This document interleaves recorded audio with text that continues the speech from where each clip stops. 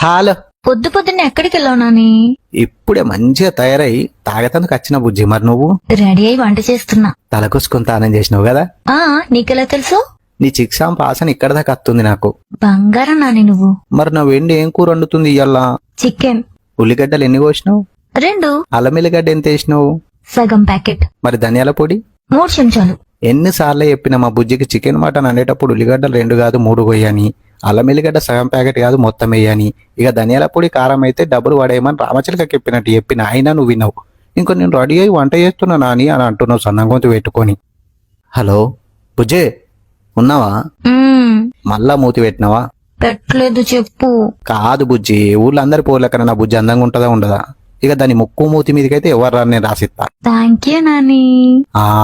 ఇది ఎట్లా నమ్మినావు? నీకు వంట రాదన్న ముచ్చట కూడా నమ్మాలి కదా మరి. హలో బుజ్జి, చక్కెర బొండ, కంక బొండ.